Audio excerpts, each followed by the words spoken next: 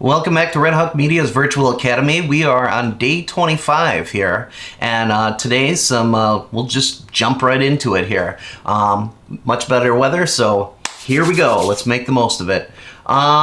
We are going to take a look at Schoology first. So we're going to hop on over there, and then a couple of quick updates. In Schoology, the long range deadlines that we've got right now, Friday, the Red Hawk Media site delivery. So getting that all turned in, turning over ownership of the root folders, communicating with me in an email, setting up a Google Meet and all that. And I have now had 2 meetings, and I'm looking forward to the rest of you scheduling that before the end of the day on Friday. Okay, and then finally we've got Digital Media One. And Digital Media One is focusing on creating a trailer soundtrack, and that trailer soundtrack is completely done from the ground up. They removed all of the original sound, all the original music, and now are rebuilding that, and that's due at 11:59 on Sunday.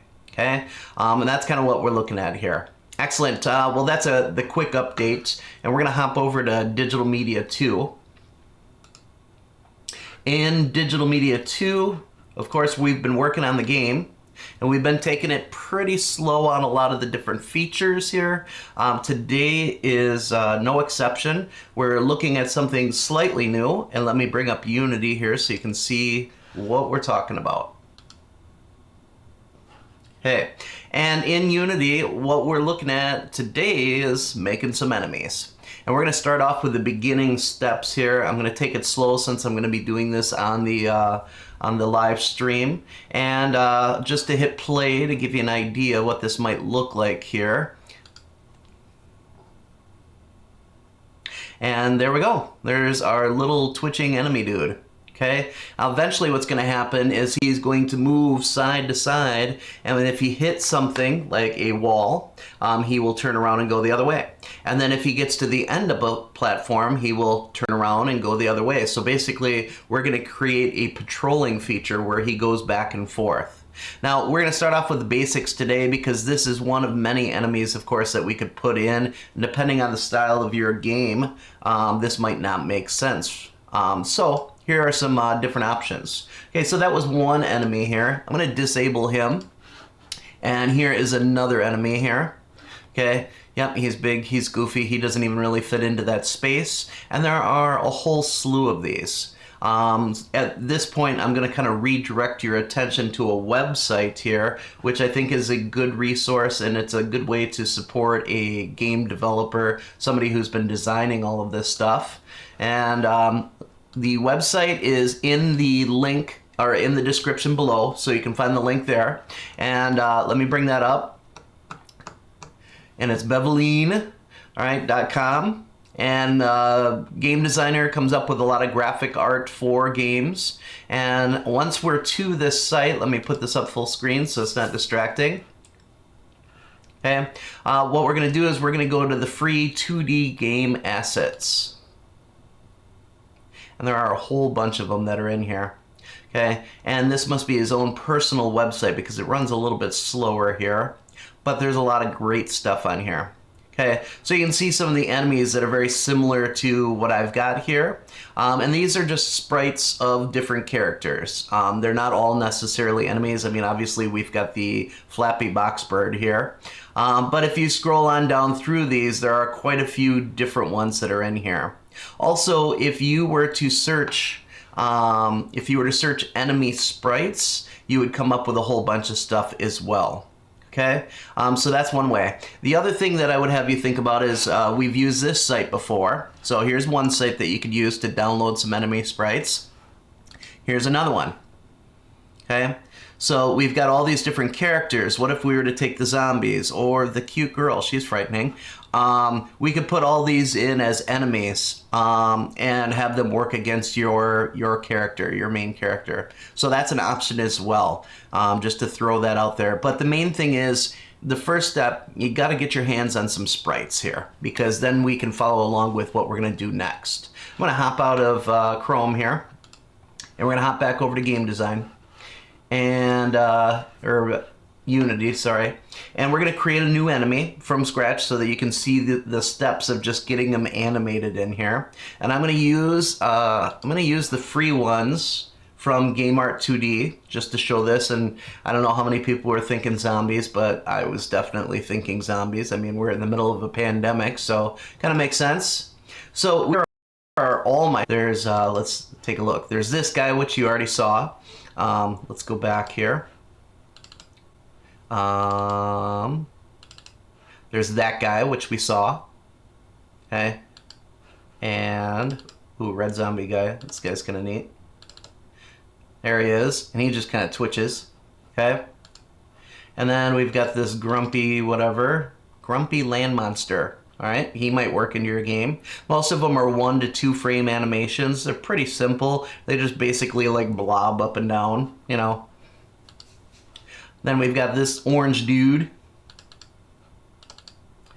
Yeah, he's got a few more animations to him. He kind of like eyebrows go up and down, and he like goes up and down. Maybe we'll start with this guy to show the process here, and then we'll talk about the zombie guy after this. So I'm going to come into all my sprites. I'm going to select any one of the sprites, because if you bring in sprites from outside of the game, this should be like a regular step that you check on right away. So I'm going to just select one of these, and then I'm going to go over to my inspector, and I'm going to make sure of 2 things here. 1, I want to make sure that it's a sprite 2D and UI. If it's not, I'm going to change it to that. 2, I'm going to make sure that it's in single mode, because I have one single picture that's on this sprite. It's not a sprite sheet, it's a single sprite. Okay, and then that's it. And if I had to change any of these, I have to hit apply before it will apply those changes, and then I can come over and start using these. And now this is going to seem very familiar because we've done this process before. When we were swapping out animations for our own character, we did this. So I'm going to select the first animation, and I'm going to hold shift, and I'm going to select the last one, so I've got all of these. And then I'm going to just drag them into my hierarchy here. And if you need to create more space, just drag this window down, and you can stretch that out so you got a lot more space to work with here, and then that'll make it easier to drag these in, create these animations. Okay, so dragging this in, we're going to call this, since this is my third enemy, enemy 3 idle. Okay, and save. Alright, now when I do that, of course, it creates an animation, which is always signified by the play button type icon. And then we've got a controller here. Okay, I'm just gonna, out of habit here, I'm just gonna rename the controller to enemy 3. So it's all nice and neat and organized here. Okay, now this animation that I created, in the past we've deleted these out of here, but I'm actually going to keep it in here so that I can build this character from this one animation, because that's really all he's going to have. So I'm going to come in, and instead of frame 1, we're going to rename this to enemy 3 just to stay organized. And now I'm going to see where I can see him. Okay, I'm just going to move him over next to my character here, and let's situate him in there. Okay. And we may have to, depending on how you got this sorted, see how it's going behind my tiles there. I may have to take this and sort him to number 2, because I know my tile or my grid is a 1. Okay, that brings him to the front. Oh, he's got a nice little shadow there. Okay, excellent. So he's all in there. Let's go ahead and hit play. And there he is. Oh, that guy's pretty cool, actually. He's not too bad. All right, excellent. Let's go ahead and add a couple other things to our enemy here before we move on, and I show you like something more like the zombie one. These blob ones are easy because you only have to do an idle one. The zombies are a little bit different because obviously they're going to walk. Okay. So the next thing that we would add, that we have to add for the next step, is kind of coming through the bottom a little bit, but hey, you get the idea. All right, so I've got an enemy. I'm going to show you one other example in case you decide to go this route here, and that is going to be with the zombie. So I'm just going to go ahead and disable enemy 3 here. We're going to create enemy 4, and going back to my enemy sprites, I've got the zombies already downloaded from GameArt 2D. Let's hop in there. Let's go to the male one. And he's got an attack animation, a dying animation. Oh, good. We might be able to use that. Idle animation. All right. So, oh, he's got a lot of idling going on there. Now, if he idles, he's just going to stand there in place and idle, you know, and do his zombie thing. And if he starts moving back and forth because of the script that we put on him, it's going to look a little weird. I mean, maybe that's what you want, but it's going to look a little strange. So let's give him some walking animation here so that when he moves back and forth, it makes a little bit more sense. So I'm going to just take walk 1 through walk 10. I'm going to drag that in here. And this guy is enemy 4, and I'm going to say walk. Okay, and save that. All right, and now let's build our character around this guy. Same thing as before. I'm going to come over to my controller. I'm going to rename it to enemy 4. You don't have to do this, but it helps. And if I click on walk and I look over in the inspector, you can see there's my sprite renderer, there's my main sprite that represents my character, there's my animator, which has got my controller in it, enemy 4, which I just renamed. And that's what we've got going on so far. All right, so let's rename him enemy 4. There we go.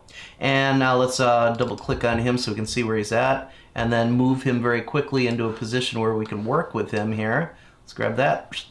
All right, and bring him on over. Oh, this is interesting. All right, so now he's going to do this animation right in place. It's going to look a little weird, but let's go ahead and hop into play. And there he is. But now the next steps will be that we will add on a script that will make him go left and then make him go right. And that script will allow him to go to the end of the platform and flip around and do all that stuff here. And we may have to make some changes on that script depending on which way he's facing here. I'm going to have to play around with that a little bit beforehand to make sure that it's all working the way that we want here. Okay, but that's it for Digital Media 2. Get your enemy in there.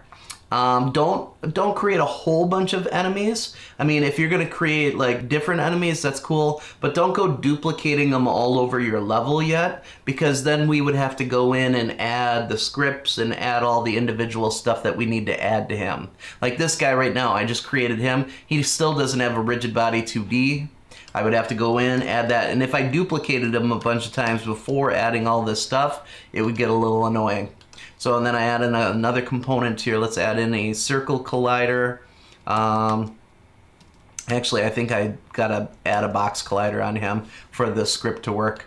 So add that box collider. I go to edit collider, and then I come in here, and again, make sure that it's even with the bottom of his feet, like so. Bring it. Oh, all right. Enemy 4. Edit. Bring that in. And let's roughly make like his main part of his body kind of work here. And there it is. All right, so any contact with any part of that is going to take life from our character eventually here. All right, so if I hop in and play it. There he is. All right, and I need to sort him too so that he's in front of my platform here because he looks a little goofy. All right, but for the most part, we've got him looking pretty good here, and we'll be ready for those next steps tomorrow. All right, excellent. We're gonna wrap it up here with web design. Okay, and web design very quickly. For web design, main thing, schedule your Google Meet with me. Have your website completely ready, and then make sure that it's deliverable via your root folder. Your root folder should be uploaded to your Google Drive, and it should have a shareable link that you can give me so that I can download all of that root folder. And that would be the process to deliver the whole site. Now, when you sit down with me on the Google Meet, the whole intention of that is you're going to click through your site, show me all the different features, show me all the functionality of the actual site. It's not going to be, oh, here's a PNG of this one, PNG of that. By the way, I'm on to you, Spencer. So get me a working site, click through it with me on Google Meet. Excellent. Make sure you schedule that time. I've met with 2 people. I'm waiting for the rest of you, and that's by Friday at 11:59. And then we should be all set. Excellent. Moving on to game design here. Game design is going to be a little bit of exploration of the 3D functionality that's in Unity. So we're going to switch over here. And this is a great way to go ahead and start experimenting with all of that. When we first downloaded Unity, we also downloaded Unity Hub. And some of you may remember back to when we first started the 2D game, there were like micro games that were on the Unity Hub. Now, if your Unity Hub's not showing up down on your dock, that's okay. Head over to your hard drive here or to the applications folder. Head on in there. And then in that applications folder, if you scroll to the bottom and get to opening this up. If you don't have Unity Hub, you can go ahead and just download that right to your desktop, okay? And then you will have access to a lot of these, different things that are in here, okay? And that's what I want to show you next. Because aside from the 2D micro games, Unity Hub also had, and if you go in here, you're going to go, normally your projects area shows up first, but over on the left-hand side, you can see that there's a learn option as well. We can click on that, and then you can see that there is all of the different micro games that are actually in here. So one that I might recommend here to begin with is to hop in on the first-person shooter micro game. Okay, so if I hop into this, all right, if I download the project, this will get me started with everything here. And then I can go in and just like what we did with the 2D game, we can start experimenting with some of the different things. So in preparation for the next lesson here, what I want you to do is get the first-person shooter micro game downloaded. Now, if anybody has any problems with that for any odd reason, I'll download the project, I'll put it onto my Google Drive, and I'll have a link tomorrow in the live stream so that you guys can play around with that over the weekend, and then coming in on Monday, you'll be ready to start the 3D unit and start working through understanding the differences between 2D and 3D. And they are, in some cases, there's not a lot of differences, but in other cases, there's really big differences. And it can change your code. It can do a lot of things here. So we'll take a look at that. Get this downloaded. Go ahead and play through it if you haven't already. It is a lot of fun. It's a really simple idea, but even in this simple idea, you'll see everything that's involved here. Excellent. That's game design. So I'm going to hop out of here and close that and minimize that. And that takes me over to video production. And for video production, I think the big thing for you guys is that you are working on putting together some kind of material that is showing something that you have learned since we last met. Okay, and like I said, it could be any kind of information, whether it's a tutorial, a how-to, behind-the-scenes kind of information. Yesterday I was looking back, I had some weird stream settings that were going on, and I was dropping a lot of frames. One of the things that I would say to you is, hey, even if it's based on film, you know, another great example of some stuff that I was looking at behind the scenes. I don't know how many of you have seen the movie 1917. Okay, 1917 is it's the most recent of many war movies that have come out, focusing on World War I. It focuses on the trench warfare, a quest for a brother to save his brother from this attack that's going to end in like just complete and total failure. So his mission is to get all the way from where he's located over to his brother, and it's quite a trek, and he's got to go across enemy lines, and it's dangerous. But the interesting thing about that movie is that it was made to appear that it was shot in a single one-shot kind of setup.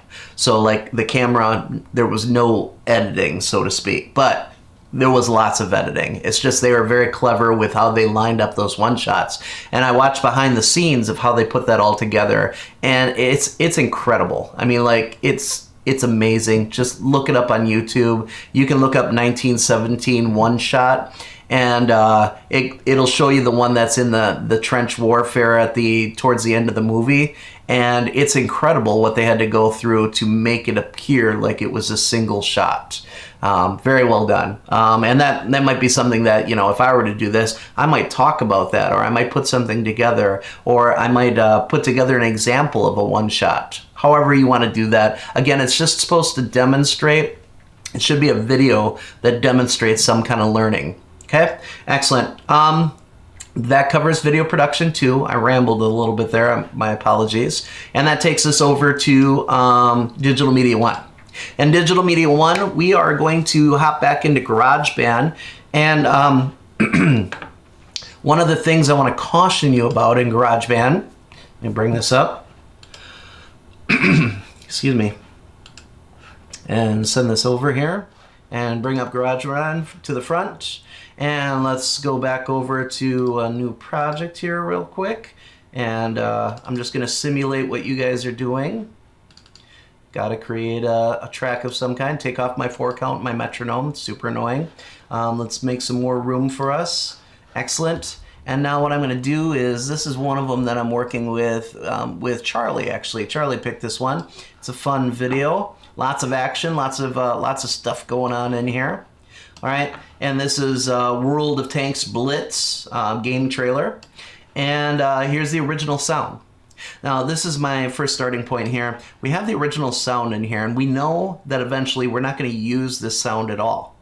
Okay, but we're not going to get rid of it yet because we can use it as a reference. I mean, like, we can get ideas from this. We can see what previously was done with this trailer. Now, that doesn't mean that we're going to imitate this sound exactly. It just means that we're getting ideas of all of this.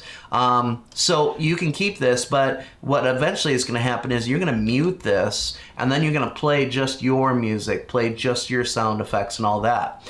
And that leads me to the next thing that I need you to start watching out for. We talked about getting music, and then we're talking about adding in sound effects. And as you go through, you're picking out the primary sound effects first, all the way through. Then you're going back and you're picking out kind of the secondary ones, the ones that are in the background. That's a great process to kind of narrow it down to the most important things that go with the story of the trailer. Okay, and obviously the music is a big part of it, but those sound effects are super important too. Now, when I start layering stuff in here, and I'm just going to grab something here. We're just going to grab, let's see here, rock and basic rock drum set. Let's say that this was my music track. I'm just going to lump a bunch of stuff in here. Guitar rock picking. Let's get some bass in here. Bass. Okay, ooh, edgy rock bass. Let's drop all that in there. This isn't going to make any sense whatsoever putting this stuff together like so, but it's going to demonstrate a point here. Now, I've got a lot of things, a lot of layers of stuff going on here, and I haven't even started to actually add in my sound effects. But as I play this,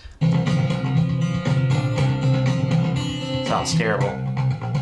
Okay, one of the things that I might notice is as I play this, and I'm going to loop it, and I'm going to mute it, and I'm going to hit play, and this is the part that I want to point out. The more layers or the more tracks of music, sound effects, and all that stuff that you've got going on, the more likely that your master volume is going to start to max out here, especially when you start getting explosions in there and things like that. So be very careful about how you mix the levels of all this together. The music is going to be your main thing here. That doesn't mean that the music can't be automated on the volume and go up and down when it's appropriate. However, the music is usually the forefront of a trailer. That's the big attention getter. Then you've got the sound effects, dialogue, all that stuff. And as you mix that stuff together, you have to make sure that you keep this below the red here, which is going to be challenging, which takes me to the next thing. Okay, one other way that we can kind of master this volume overall, let's say that I've got a few more things in here. Let's say that right away I've got this big explosion that's in here. Let's find that. Okay, and I'm going to drag that in here. Good. And then I've got what, like a metal collision here, because there's like this tank that drives through a wall. Let's see, metal crash. Ooh, auto crash metal debris. That is at 11 to noon. I'm on there. Same link that we've been using since the beginning of all this. It's on Schoology if you don't have it. Hop on there, ask any questions. I'll walk you through things. I talked to quite a few people yesterday. Some people I talked to 2 and 3 times as we work through different things on their games, on the GarageBand, a number of different things. So feel free to hop on there. And if you have any other questions, shoot me an email on that. You know, I will get right back to you with any kind of communication. Excellent. That should pretty much wrap it up for today. And we are going to head on over to the closing of all this. And I bid you good day. Enjoy the nice weather. Get outside, at least in your yard, and enjoy a little time outside of the house. Excellent. Talk to you later. Bye.